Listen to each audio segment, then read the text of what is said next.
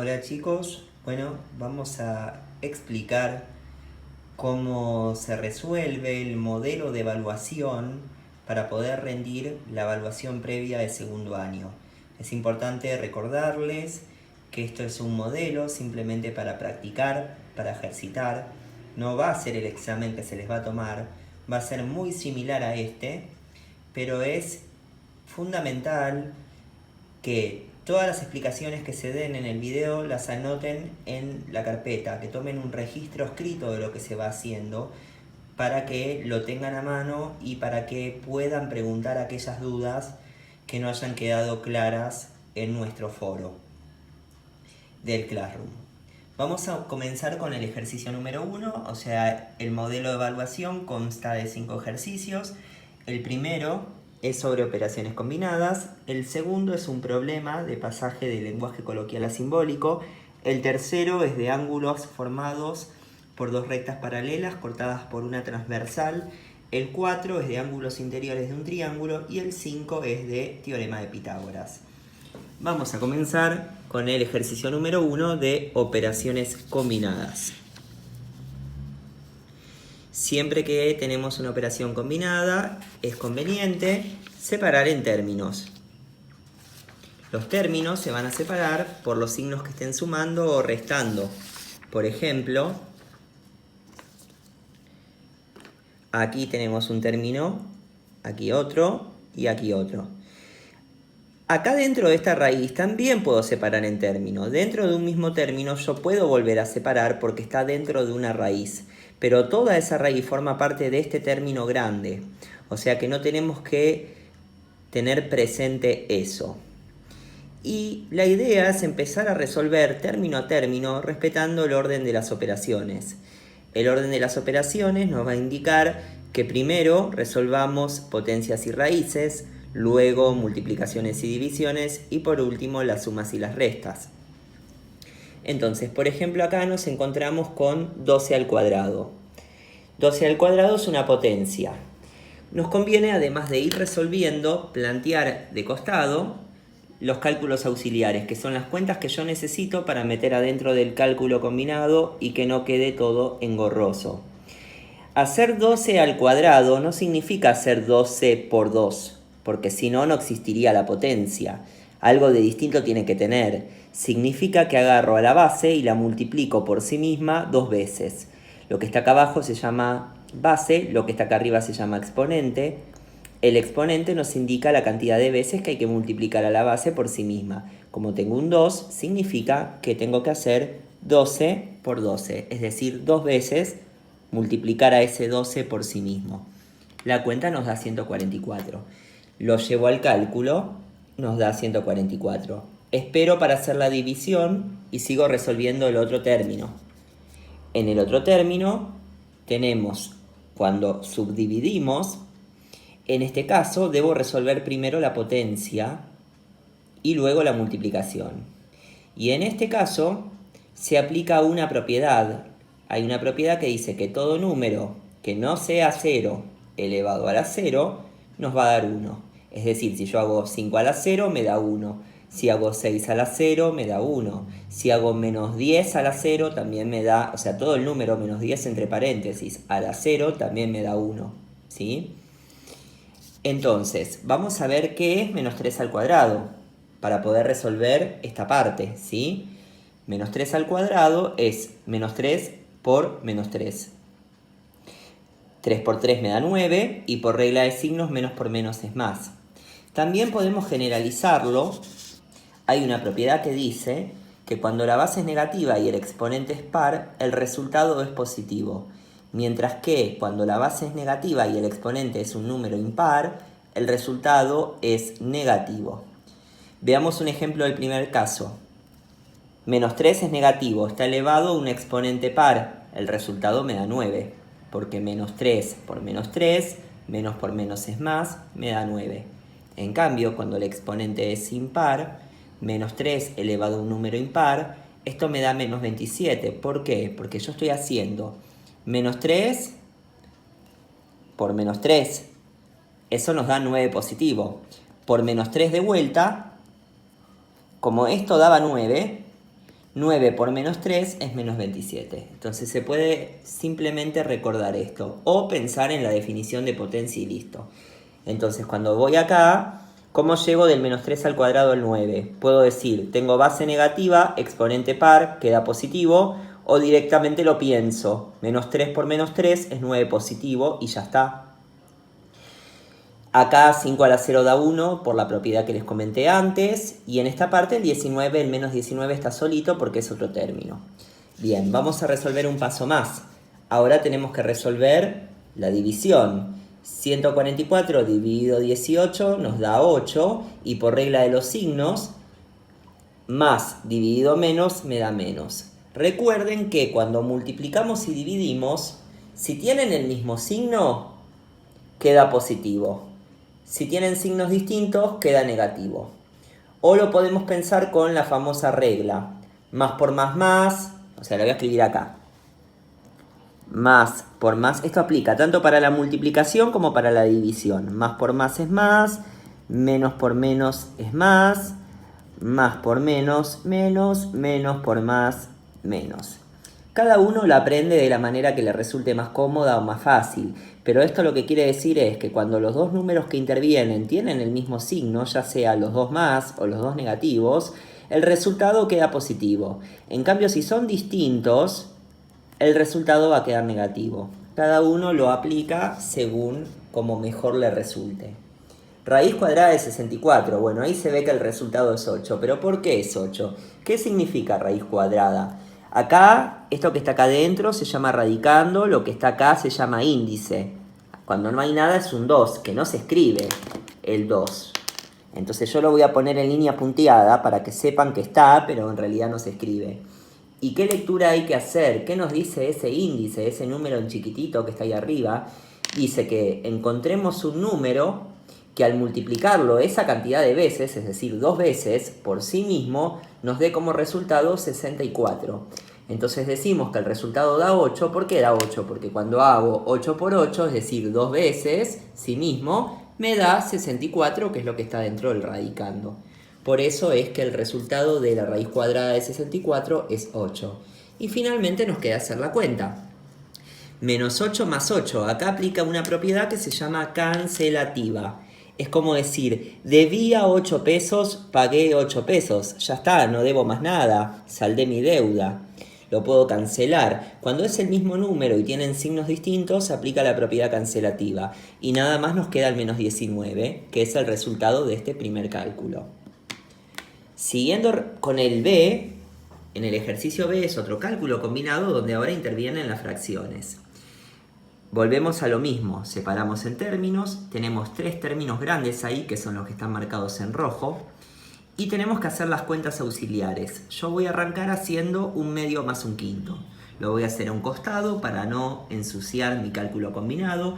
Recuerden que los cálculos auxiliares tienen que estar en la carpeta, tienen que estar en la evaluación. Un medio más un quinto. Hay muchas maneras de sumar fracciones. Yo les explico la que me resulta más cómoda, pero cada uno elige la que más les gusta. Yo lo que hago es observar cuál de los dos números es el mayor. ¿Quién es el mayor de los dos? 5. Entonces me pregunto si 5 lo puedo dividir por 2. Como no se puede hacer eso, si yo hago 5 dividido 2, me da 2 y me sobra. O sea, para que un número sea divisible por otro, el resto tiene que ser 0. Cuando hago la división por 2 no me queda resto 0, por ende 5 no se puede dividir por 2.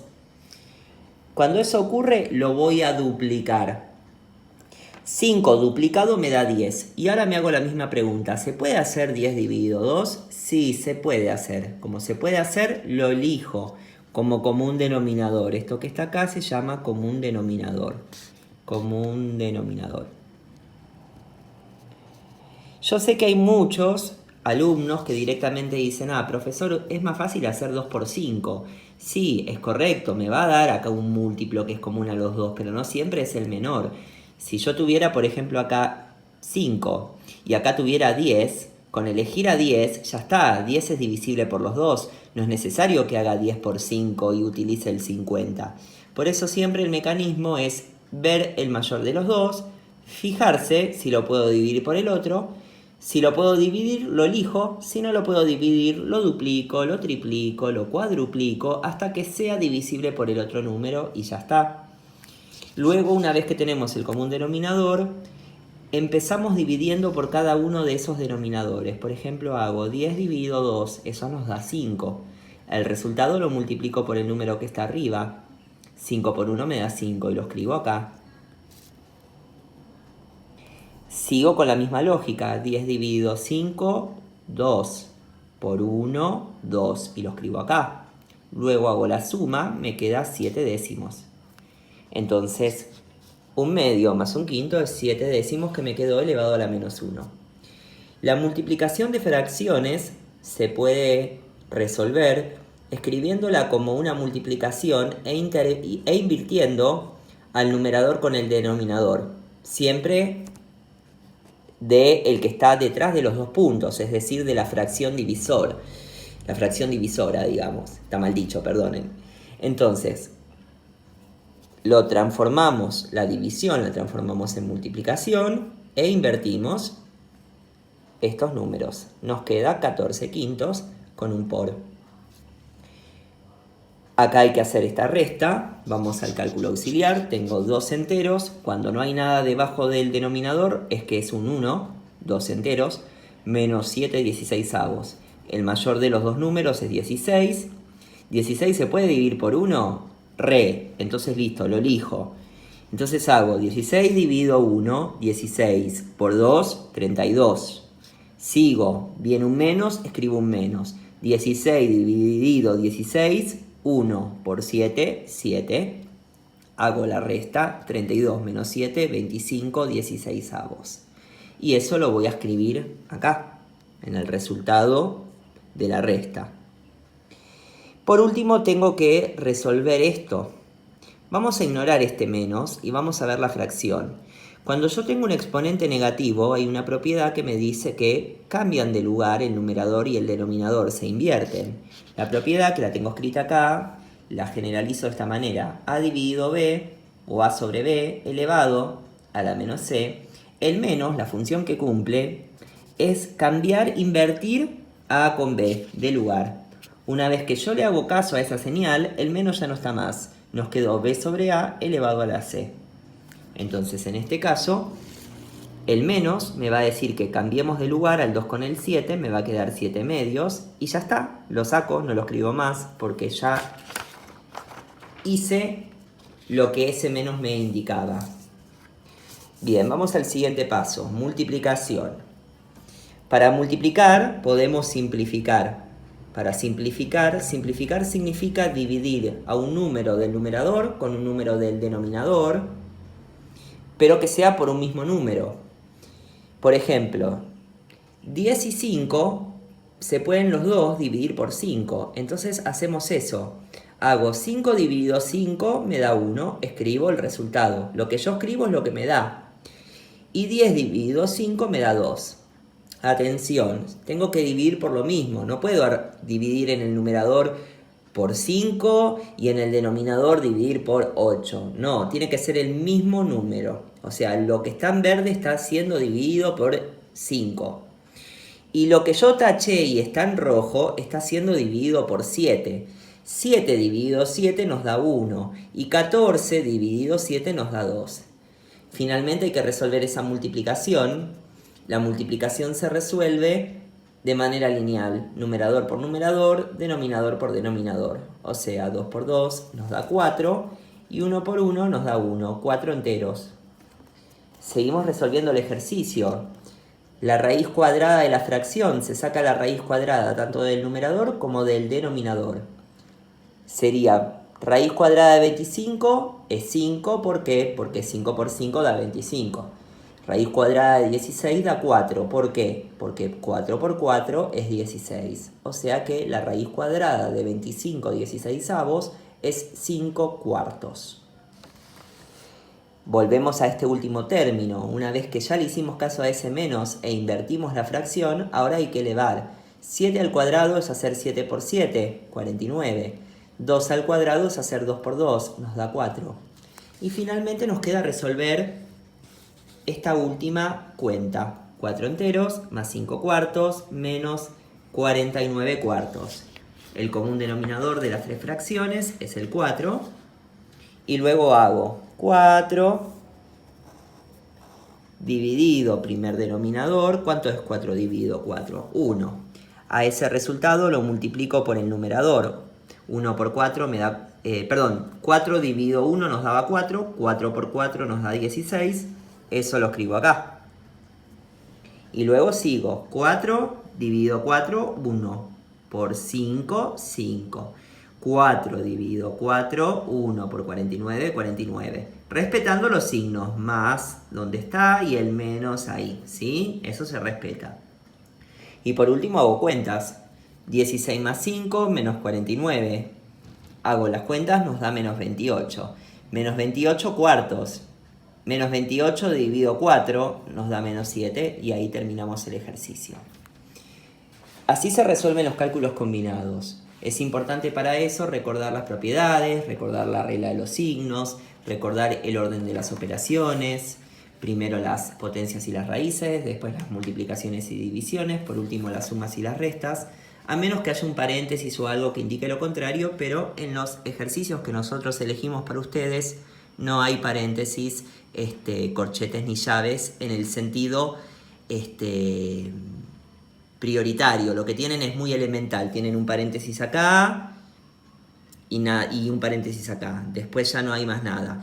Este paréntesis que está acá es por una cuestión de notación. Siempre que tenemos una multiplicación o una división seguida de un número negativo, se pone entre paréntesis, ¿sí? O sea que no es nada complicado, es seguir estos pasos y siempre tener presente que conviene hacer las cuentas del lado derecho de la hoja para no ensuciar los cálculos combinados. Bien, ahora vamos a ir al ejercicio número 2. El ejercicio número 2 es un problema de pasaje de lenguaje coloquial a simbólico que dice así. Dice, el triple de la raíz cuadrada del consecutivo de un número es igual a 9. ¿Cuál es dicho número? ¿Cuál es ese número? Siempre tenemos que tener presente qué quiere decir cada cosa. El triple significa multiplicar por 3. Raíz cuadrada, bueno, es una raíz. El consecutivo de un número, consecutivo significa el siguiente, el que le sigue. Por ejemplo, el consecutivo de 10 es 11, el consecutivo de 15 es 16. Pero si yo no lo tengo al número, si el número es desconocido y lo llamo X, o sea, nosotros vamos a llamar X al número, porque no sabemos quién es. X va a ser nuestro número.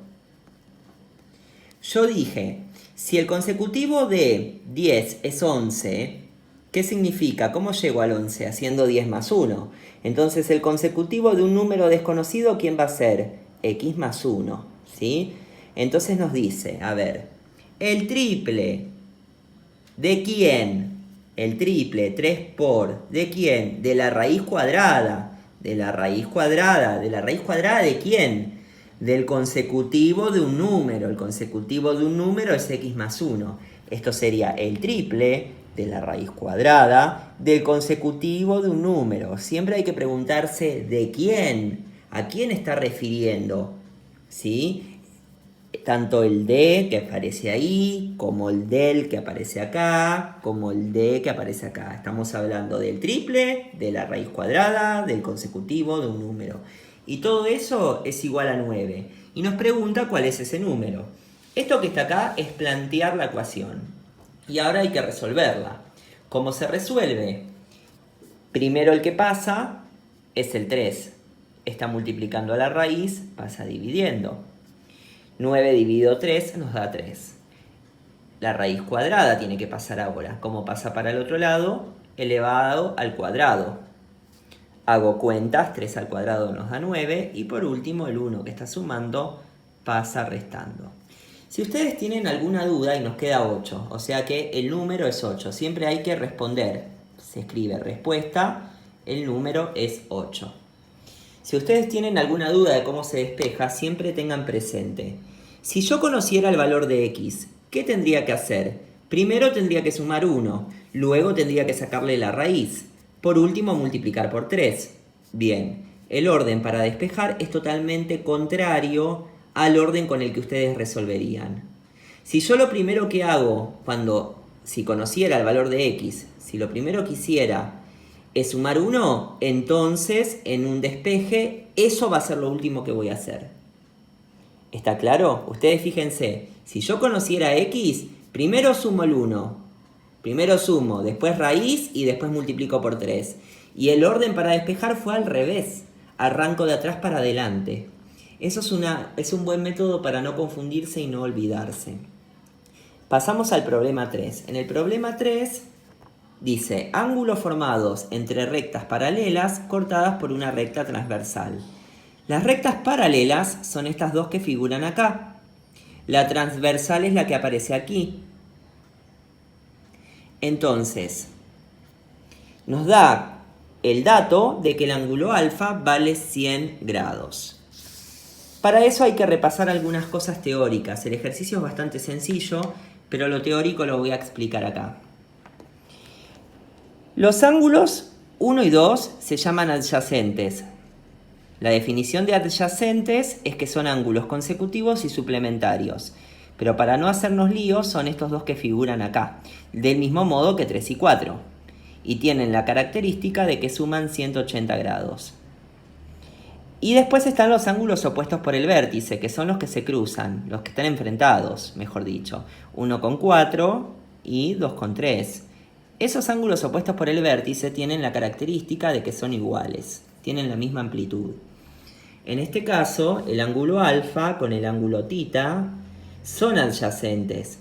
Entonces lo que tenemos que hacer es escribir alfa más tita es igual a 180 grados por ser ángulos adyacentes. Esa es la manera que tenemos de justificar, escribiendo por qué es así. El ángulo alfa vale 100 grados, el ángulo tita no lo tenemos, y luego todo eso es igual a 180 grados. Ahora vamos a despejar tita. 100 grados va a pasar restando, 180 menos 100 nos da 80, ya tengo el valor de tita. Ahora me falta llegar a beta. Para eso hay que repasar un poco los ángulos que se forman a partir de dos rectas paralelas cortadas por una recta transversal. Entonces, tenemos ángulos correspondientes. Los correspondientes sería, como dice la palabra, el ángulo que le corresponde en la segunda recta. Si yo agarrara esta recta y la bajara, o sea, esta misma recta que figura aquí, la desplazo hacia abajo, el ángulo 1 pasa al ángulo 5, el ángulo 3 pasaría al lugar del ángulo 7, el ángulo 2 al lugar del ángulo 6, el ángulo 4 al lugar del ángulo 8. Yo marqué en rojo uno solo representativo. Esos se llaman ángulos correspondientes y al igual que los opuestos por el vértice tienen la característica de que tienen la misma amplitud, o sea que son iguales. Y luego tenemos los ángulos alternos internos y alternos externos. Se llaman alternos porque alternan el lado de la transversal, de un lado y del otro. Internos porque estamos adentro de este rectángulo. ¿Quiénes serían alternos internos? 3 y 6, por ejemplo, y 4 y 5. ¿Quiénes son alternos externos? Los que están fuera del rectángulo y también alternan la transversal, es decir, 1 y 8 y 7 y 2. Los alternos, al igual que los correspondientes y que los opuestos por el vértice, tienen la misma amplitud. Y por último quedan los conjugados. Tenemos internos y externos. Conjugados, estamos siempre trabajando del mismo lado de la transversal, por ejemplo, desde este lado. Internos son los que están adentro del rectángulo, externos los que están por fuera. Entonces, ¿quién sería conjugado interno? Conjugado interno es 3 y 5 y conjugado externo 1 y 7. De este lado, conjugado interno es 4 y 6 y conjugado externo es 2 y 8, como lo anotamos acá. Los conjugados, al igual que los adyacentes, fíjense que tienen el mismo color, suman 180 grados. Y tiene un sentido. ¿Por qué es que 3 y 5 suman 180 grados? Bueno, es simple. Fíjense que 1 es adyacente con 3, por ende suma 180 grados con 3. Y 1 es el correspondiente de 5. O sea que lo que mide 1, la amplitud de 1 es igual a la amplitud de 5. Entonces si 1 sumaba 180 grados con 3 y 1 es igual que el ángulo 5, entonces 5 también suma 180 grados con 3. Todo esto es un tema que se ve a lo largo de un mes, lleva mucho tiempo aprenderlo. Pero para nuestro ejercicio lo que necesitamos es entonces encontrar qué relación tiene tita con beta. Y por lo que estuvimos diciendo recién, están del mismo lado están a izquierda de la transversal. Por lo tanto, son conjugados. Y además están por fuera del rectángulo, o sea que son conjugados externos. Y como dijimos antes, tanto los conjugados como los adyacentes suman 180. Entonces lo que tenemos que plantear que tita más beta suman 180 por ser ángulos conjugados externos. Tita vale 80 grados, porque lo tenemos calculado del paso anterior. Beta no lo tenemos disponible. Despejamos beta pasando 80 grados restando y ahí nos da que beta vale 100 grados. Y respondimos lo que nos pedía el ejercicio. El ejercicio número 4 es de ángulos interiores de un triángulo. Dice hallar los ángulos interiores del siguiente triángulo. Sabiendo que, nos dan la medida de A y de B con una incógnita, o sea, nos dan la medida, la amplitud de A y de B de manera disfrazada, porque no nos dice cuánto vale A y cuánto vale B, pero nos dice que el lado AC es igual que el lado BC. Perdón, sí digo bien, que el lado BC. Para eso hay que recurrir a dos propiedades geométricas para resolver este ejercicio. La primera propiedad dice que a lados iguales se oponen ángulos iguales. Eso se usa mucho en el triángulo isósceles, que tiene la característica de tener dos lados iguales. ¿Qué quiere decir esto? Veamos el triángulo. Yo voy a marcar con una rayita a los dos lados que son iguales. Los dos lados que son iguales son BC con AC. La propiedad dice, a lados iguales se oponen ángulos iguales. ¿Quién se opone al lado AC? Se opone el ángulo B. ¿Quién se opone al lado BC? El ángulo A, el que está enfrente. Conclusión, A y B son iguales. Siempre que tengan un triángulo isósceles, los ángulos que se enfrentan a esos lados iguales van a ser iguales. Entonces, en este caso, A va a ser igual a B. Y la otra propiedad que hay que utilizar es que en todo triángulo la suma de sus ángulos interiores es 180 grados. Es decir, que si hago A más B más C, nos da 180 grados. Entonces, por la propiedad anterior de que a lados iguales se oponen ángulos iguales, ángulo A es igual a ángulo B. ¿Quién es A? Dato del ejercicio. 7x más 3 grados, lo escribo. ¿Quién es B? 3x más 31 grados, lo escribo. Seguido a eso, separo en términos y me voy a identificar los términos que tienen la x. Y los voy a agrupar en un mismo lado del igual, en un mismo miembro. Dejo el 7x acá y paso 3x para allá restando. Del mismo modo, los términos que no tienen x los dejo del otro lado del igual. Tengo 31 grados y el 3 grados pasa restando para el otro lado. Hacemos las cuentas, 7x menos 3x es como decir, tengo 7 manzanas menos 3 manzanas, me quedan 4 manzanas, 4x. 31 menos 3 nos da 28 grados. El 4, que está multiplicando a la x, recuerden que 4x en el medio hay un por, aunque no hace falta escribirlo, pasa para el otro lado dividiendo y 28 dividido 4 es 7 grados. Pero ojo, que 7 grados es el valor de x, no es el valor de A ni el valor de B. ¿Cómo saco el valor de A? Sustituyendo, reemplazando a la x por ese 7 que obtuvimos.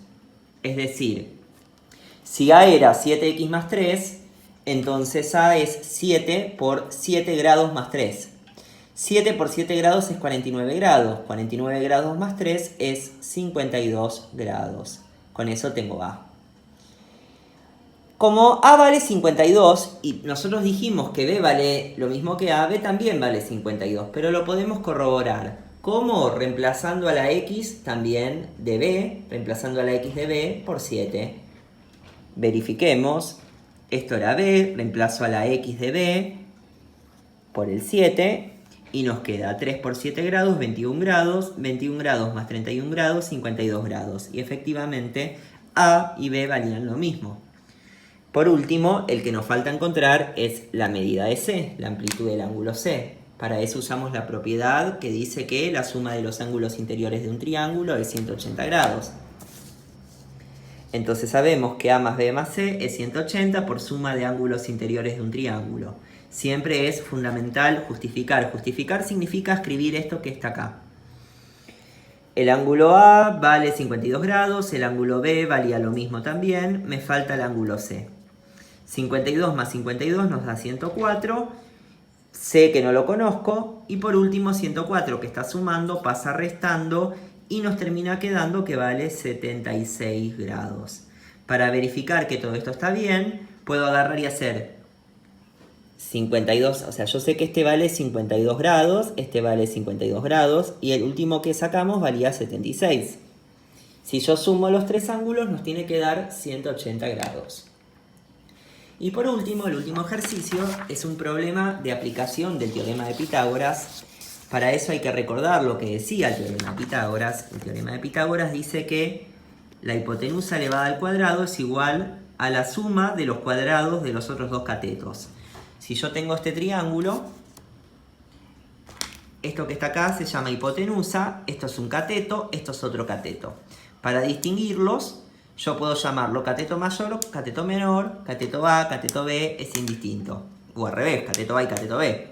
Lo que nos importa es que cuando agarro el cateto, lo elevo al cuadrado, y agarro el otro cateto, lo elevo también al cuadrado, y sumo esos cuadrados, el resultado me va a dar el mismo valor que la hipotenusa elevada al cuadrado, que es lo que aparece acá. Nos dan el problema y nos dicen que hagamos una representación del problema. Entonces, dice: si apoyo una escalera sobre una pared de 8 metros de altura, la distancia del punto de apoyo a la pared es de 6 metros. Calcular la longitud de la escalera. Hacemos la representación. Acá tenemos la pared tiene una altura de 8 metros, el punto de apoyo de la escalera está a 6 metros de la pared, y por último queremos hallar la longitud de la escalera. Fíjense que esto es un triángulo rectángulo. Es como si fuera este triángulo, ¿sí?